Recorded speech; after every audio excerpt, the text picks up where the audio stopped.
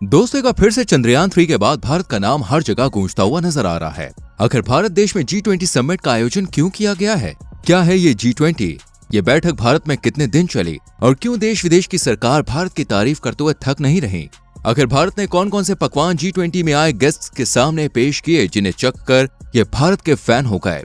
अगर आप भी जानना चाहते हैं इन सभी सवालों के जवाब तो हमारे संग वीडियो के आखिर तक बने रहें। चलिए फिर शुरू करते हैं। दोस्तों, भारत न सिर्फ देश की साफ सफाई और टेक्नोलॉजी पर ध्यान दे रहा है, बल्कि भारतीय सरकार इन कोशिशों में भी लगी हुई है कि सोने की चिड़िया कहे जाने वाला भारत तरक्की के मामले में दूसरे देशों को पछाड़ कर आगे बढ़ जाए।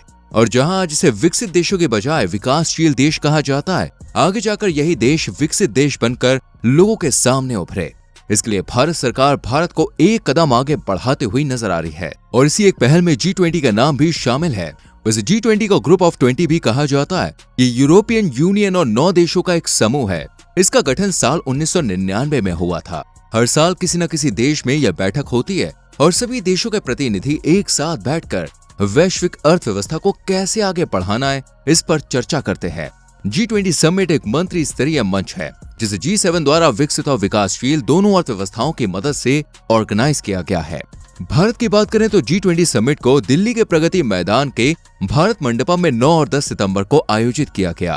भारत की यह बैठक पूरी तरह से दोस्तों सफल रही। इस बार भारत सरकार ने इसे सफल बनाने के लिए बहुत मेहनत की और देश विदेश से आए नेताओं के सम्मान के लिए दिल्ली को एकदम दुल्हन की तरह सजाया गया और इनकी सुरक्षा के लिए खास इंतजाम भी किए गए। साथ ही स्कूल कॉलेजेस भी बंद कर दिए गए थे ताकि इस चर्चा में कोई भी डिस्टर्बेंस ना हो और इन मेहमानों के स्वागत की जिम्मेदारी केंद्रीय राज्य मंत्रियों के कंधों पर डाली गई थी।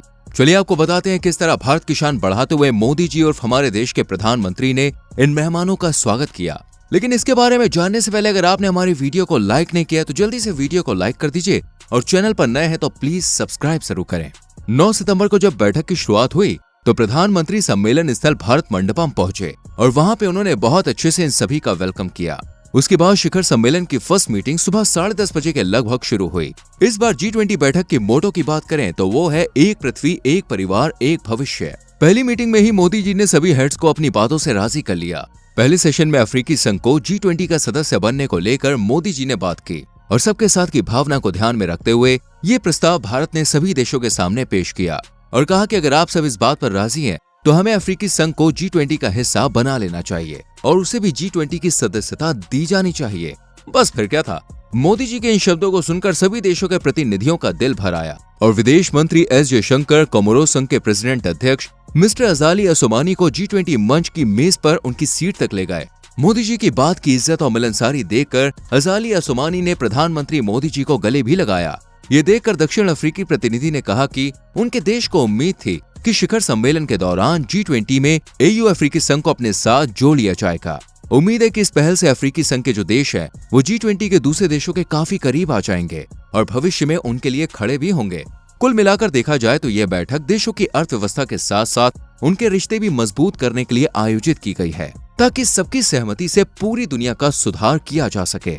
इस G20 समिट में शामिल देशों के बारे में बात की जाए तो इसमें 19 देश और यूरोपियन यूनियन के 27 सदस्य शामिल हैं, जैसे अर्जेंटीना, ऑस्ट्रेलिया, ब्राजील, कनाडा, चीन, France, Germany, Bharat, Indonesia, Italy, Japan, south Korea, Mexico, रूस, सऊदी अरेबिया, दक्षिण अफ्रीका, टर्की, यूके और अमेरिका।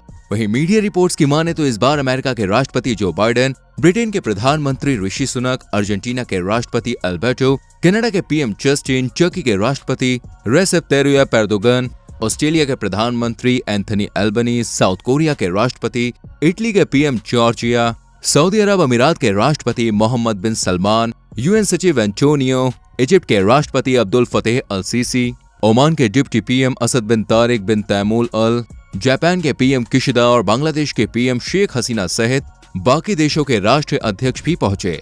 ये राष्ट्रीय अध्यक्षों की मीटिंग है और इसीलिए इस बार बैठक में लगभग सभी देशों के राष्ट्रीय अध्यक्ष शामिल हुए हैं। भारत की G20 समिट इसलिए भी दोस्तों काफी खास मानी जा रही है क्योंकि देखा गया है कि इनसे पहले जो भी बैठक वगैरह हुई है उनमें बहुत ही कम देशों के प्रतिनिधि शामिल होते थे, लेकिन जब से भारत में G20 का आयोजन हुआ है तब से सभी देशों के प्रतिनिधि बढ़ चढ़कर इसमें हिस्सा ले रहे हैं और कुल मिलाकर सभी देश इन बैठकों में शामिल भी हुए हैं। अगर आपको अभी ये समझ में नहीं आया है कि आखिर ये बैठक क्यों की जा रही है और इससे क्या फायदा होने वाला है तो हम आपको बता दें कि ये मीटिंग बिजनेस को आगे बढ़ाने, ऊर्जा, भ्रष्टाचार, लड़ाई, आतंकवाद, इन सभी मुद्दों को लेकर थी। वैसे इस मीटिंग का सबसे अहम मोटिव था फाइनेंशियल सपोर्ट, यानी कि आर्थिक व्यवस्था, कि कैसे देश की अर्थव्यवस्था में सुधार किया जाए। ऐसे कौन कौन से जरूरी कदम है जो कि देश की जीडीपी में इजाफा कर सकते हैं। देश की अर्थव्यवस्था को ध्यान में रखते हुए इस मीटिंग का आयोजन किया गया। आप देख ही सकते हैं दोस्तों कि ये बैठक हमारे भविष्य के लिए कितनी अहम होने वाली है। यही वजह है कि हर किसी की नजर G20 समिट पर ही टिकी हुई थी। वैसे भारत ने इस मीटिंग को खास बनाने में कोई कसर नहीं छोड़ी। स्वागत से लेकर सुरक्षा तक और सफाई से लेकर खान पान तक हर एक चीज की फैसिलिटी खास से खास रखी गई थी। G20 समिट में खान पान देखकर तो लोगों की आंखें बिल्कुल चारी हो गई, क्योंकि भाई मोदी जी ने इस खाने के जरिए अपने देश की संस्कृति को दूसरे देश के सामने पेश किया था। और जिस खास अंदाज में खाने का इंतजाम किया गया वो वाकई काबिले तारीफ था। इस खाने की थीम भारत ने शाकाहारी ही रखी थी। बड़े से बड़े नेताओं ने भी इस शुद्ध शाकाहारी भोजन को बड़े मजे से खाया। विदेशी मेहमानों को भारत के जायकेदार शाकाहारी खाने का स्वाद चखाने की तैयारी काफी दिनों से जोरों शोरों से की जा रही थी। और जब भाई ये कड़ी मेहनत से पके पकवान डिनर टेबल पर सजे और मेहमानों ने इसका स्वाद चखा तो हर कोई इसका दीवाना हो गया और हर किसी की जुबान पर सिर्फ और सिर्फ भारतीय खाने का ही जिक्र था। खाना परोसने के लिए बर्तन भी काफी स्पेशल रखे गए थे। चांदी के बराक में लगे बर्तनों में इन विदेशी मेहमानों को खाना दिया गया, जो कि डिनर टेबल की शोभा बढ़ाते हुए नजर आए। इस खाने में भारत ने ज्वार बाजरा से बने पकवान शामिल किए थे। भारत की इस पहल पर संयुक्त राष्ट्र ने साल 2023 को इंटरनेशनल ईयर ऑफ मिलेट घोषित भी किया है। अगर आपको नहीं पता कि ये मिलेट क्या है तो हम आपको बता दें, मिलेट में बाजरा, ज्वार, कांगनी, रागी जैसी चीजें रखी जाती हैं। इन मोटे अनाज को ही दोस्तों मिलेट कहा जाता है। इनमें भर भर कर फाइबर, खनिज और सभी जरूरी पौष्टिक तत्व शामिल होते हैं। इसलिए भारत ने भी अपनी मेहमान नवाजी में रागी के लड्डू, जौ की खीर और साथ ही बाजरे से बने डेजर्ट को इनके सामने पेश किया। इनके अलावा भी डिनर में भारतीय रीजनल डिश को शामिल किया गया, जैसे बिहार का लिट्टी चोखा, राजस्थान का दाल बाटी चूरमा, पंजाब का फेमस दाल तड़का, जीरा पुलाव, वहीं उत्तर प्रदेश की मसूर ज्वार दाल तड़का, पनीर लबाबदार, दक्षिण भारत का उत्तपम इडली, मसाला डोसा, केरल के लाल चावल के साथ कटहल डेजर्ट, आंध्र प्रदेश का सब्ज कोरमा, काजू मटर मखाना, साथ ही दही भल्ला, गोलगप्पा, समोसा, बड़ा पाव और चटपटी चाट भी रखी गई थी। वहीं पीने की बात करें तो दोस्तों इसमें भी बहुत सारी चीजें शामिल की गई थी, जैसे कश्मीरी कहवा, फिल्टर कॉफी, दार्जिलिंग की चाय और पान के स्वाद वाली चॉकलेट भी विदेशी मेहमानों का स्वाद बढ़ाने के लिए रखी गई थी। कुल मिलाकर पूरे 500 पकवान तैयार किए गए थे और इसको बनाने के लिए करीब 2500 लोगों को लगाया गया था।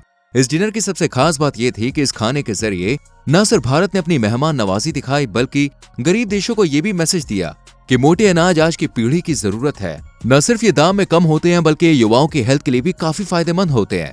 नाश्ते से लेकर रात के खाने तक इन 500 पकवानों का जिक्र हमें भारत के साथ साथ दूसरे देशों में भी सुनने को मिल रहा है। और ये पौष्टिक भोजन खाने के बाद हर एक विदेशी मेहमान इसके स्वाद का दीवाना बन चुका है। वैसे देखा जाए तो भारत हर एक चीज को बेहतर बनाने में कोई कसर नहीं छोड़ रहा है। फिर चाहे वो लोगों की जिंदगी सुधारने का फैसला हो या फिर चांद पर दुनिया बसाने का, हर एक कदम भारत को तरक्की की तरफ ले जा रहा है। ऐसे ही G20 की बैठक को भी सफल बनाने के लिए भारत ने अपनी जी जान लगा दी। 9 व 10 सितंबर को 2 दिन की बैठक पूरी होने के बाद उम्मीद यही जताई जा रही है कि न सिर्फ भारत के रिश्ते दूसरे देशों के साथ बेहतर होंगे, बल्कि देश में भी काफी तरक्की की लहर देखने को मिलेगी और भारत जल्द ही विकसित देशों के लिस्ट में शुमार हो जाएगा।